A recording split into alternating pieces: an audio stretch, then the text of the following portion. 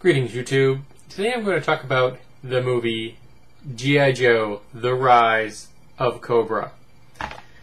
Now, I did not have high expectations when I put this DVD into my player.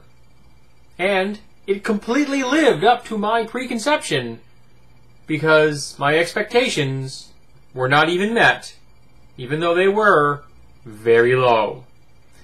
This is a dumb movie. This isn't even a entertainingly dumb movie. This is just stupid from the first scene until the last scene. There's just nothing redeemable here. The direction is horrible. The acting is subpar. The writing is atrocious. The storyline makes less sense than the half-hour or 23-minute cartoons that this was inspired by.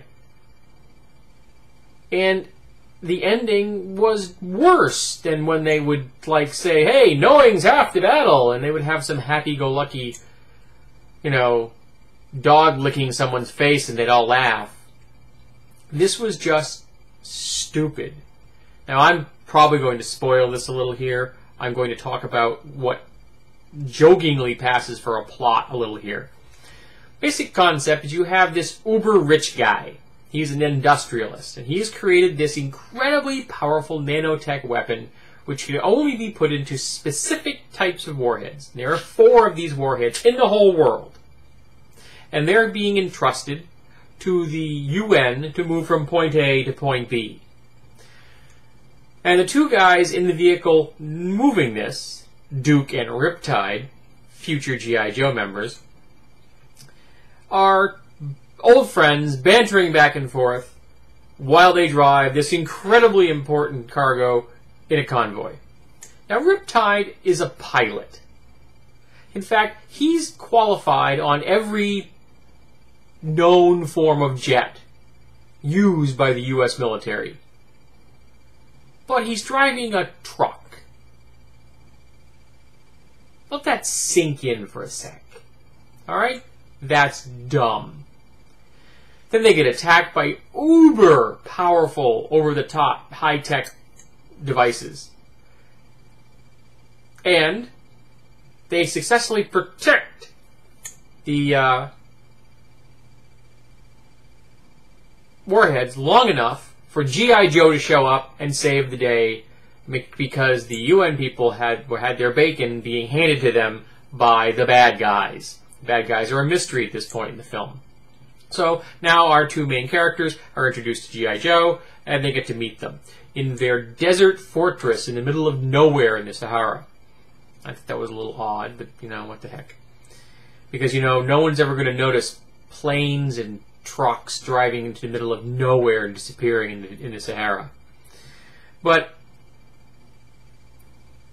they finally reluctantly say, okay, yeah, we'll get you to have the warheads and everything, and the rich industrialist is pretending to act all happy that his warheads weren't stolen. Why, of course, he is the person that was trying to steal them to make the UN look bad.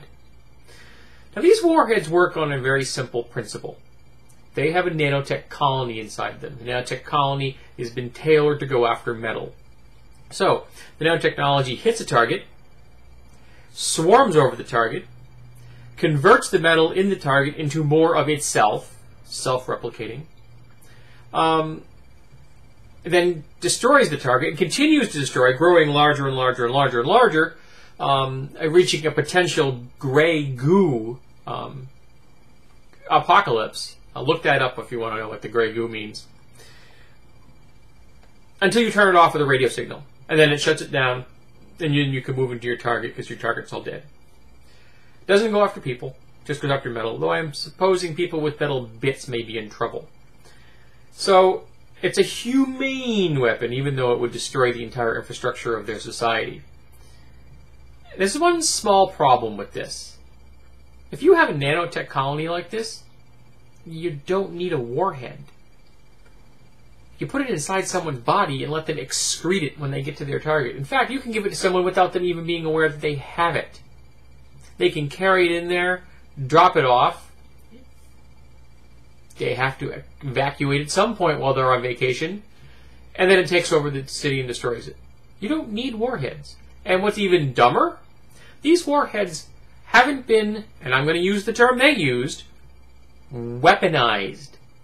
So apparently in the G.I. Joe universe, warheads are not weaponized until you take the warhead, put it into a giant, special, shiny machine, which spins them around and makes them get all sparkly and glowy. And then they're dangerous. Now, I don't know if you know anything about warheads. Warheads come pre-weaponized.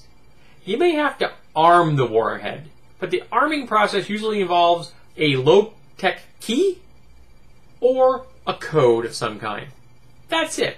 You turn the warhead on, you slap the warhead onto a launching vehicle, and whoosh, it goes off and kills whoever it is you want to kill. You don't need to put it into a big shiny machine. Now, there are also convoluted relationships in this. Duke has a relationship with the Baroness because they used to be together. The Baroness hates him now. We don't know why. Then we find out that because her brother was killed, except her brother wasn't really killed. In fact, her brother's still alive, working for the bad guys who turned his own sister into another bad guy. The dumb just keeps stacking on top of the dumb. There isn't anything in this enjoyable. A couple of the fight scenes were almost bearable. But even then, it was a lot of sword fighting. And I mean sword fighting like guys smacking each other's swords. They're not trying to hit each other. They're trying to hit each other's swords. Now, you remember G.I. Joe? No one ever died? Well, people die in this. Bad guys die occasionally. But, you know, they're bad guys. But the bad guys, they'll kill anybody. Just like walking down the street. Oh, look at a puppy! Boom! And they keep going. I mean, it was just over the top stupid. If you haven't seen this movie, don't see this movie. Okay? If you like G.I. Joe, let your memory of G.I. Joe remain intact. Because whatever you think about that could possibly be a live-action film will be better than what's on this DVD. And you know something I thought was pretty interesting? Brendan Fraser shows up in this movie for about 30 seconds, and I'm not exaggerating. He's in the film for about 30 seconds. He is not credited in the movie. Think about that for a second now. This is the guy that made the Mummy franchise. Okay? He makes the Journey to the Center of the Earth. He makes stupid movies as for a living. Many of them are entertaining. But even he didn't want to have his name attached to this movie. That says something. Dennis Quaid, however, his name's all over the place. Guess he's shameless. But I'm sure whatever house he bought with the money he got paid from this is a lovely place to live. And I also bet that he doesn't have a copy of G.I. Joe in that lovely house. Because you'd have to be insane, and I'm obviously insane, to have a copy of this movie.